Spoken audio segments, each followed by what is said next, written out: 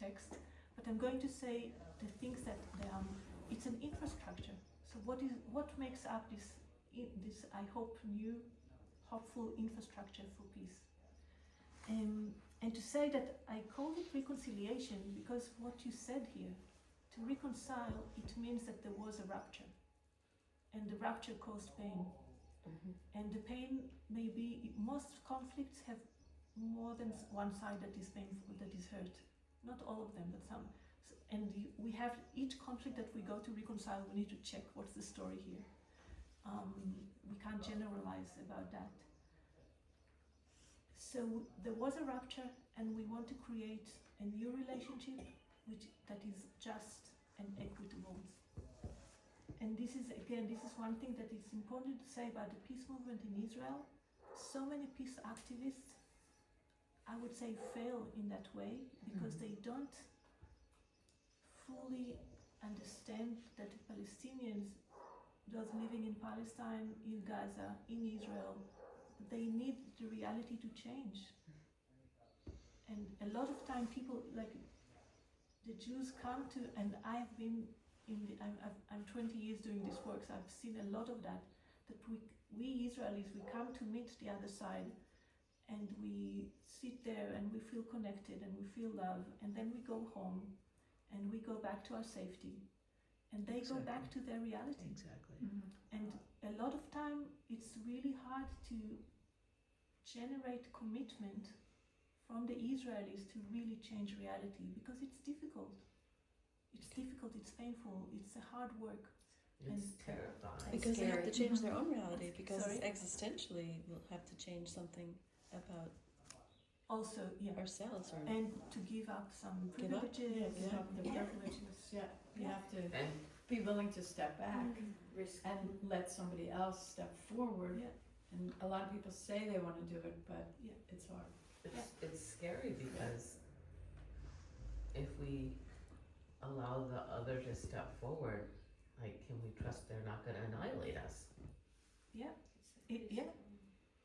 And they need to trust that we will not annihilate them. Right.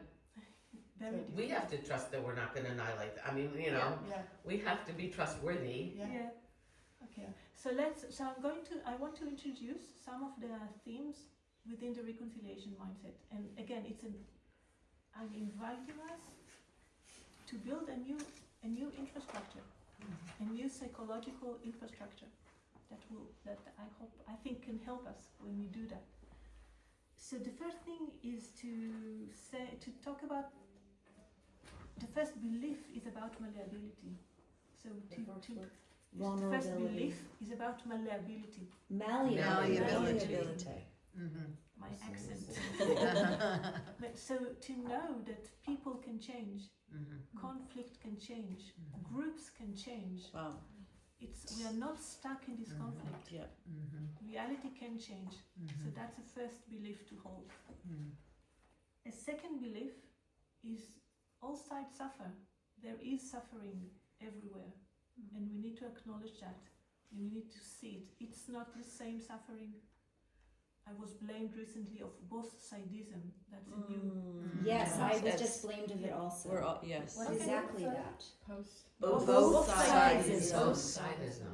If you're both and when you you're say that both sides are suffering the same, so it's not the same. no. But let's check if there is suffering. And for me, it's always when I see the other, the first question is, or the second, or what suffering is there? It's not only me who is suffering. I just want to add, please, I also hear this like anti-normalization. Yes. You know, Yes. if you try to look at both, they're like angry at you, you're trying to To normalize, If you would explain, if you are in a protest in the States and you're like standing together is like, Palestinian, Israeli citizens are trying to work together, then like I'll say anti-Zionist type people will say, we don't like that. That group is horrible because you're just making this crazy situation normal. It's only the Israelis are hurting the Palestinians. So when you try to show the peaceful way, they get down on you for making it all seem like normal. It's twisted. You know what came up for me?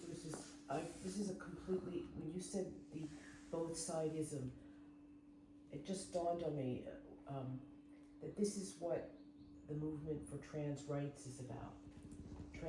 To say we cannot act from the binary. The young people who are claiming to be non-binary says, I will not be this and I will not be that. There is another way that I am exploring, and that is a really different. That's not only a physical, maybe a physical path. It's a spiritual path. To say that, and it just came to me because that's a movement that many people where I'm around like embrace, but they don't think of it in the spiritual way, and they get and then we get into the. But wait, oh my God! when you bring that, my reaction, I have a very strong reaction because it is Dafka. It is the non-binary in Brattleboro, which is full of non-binary people under the age of 30, and non-binary Jews. There are no two sides about Israel-Palestine for those non-binary people. For those there is a huge binary. Israel is bad and Palestine is good. So they're only non-binary for their gender, but they're not non-binary about Israel-Palestine. And but I don't know. I'm not hear that experience. I don't know that from my experience. I'm saying that from a theoretical, I have a rabbinic intern in my congregation who is transitioning to be from female to male. And and I haven't really paid a lot of it. Not pay attention to it. But it feels to me like, well, what is the significance and why is this demand so important? It's not about Israel-Palestine. Yes, they may be misaligned with that. But the quest that got them to say, well, we're non-binary, something happened to them, and I think it's the same kind of thing. This triggers me so much.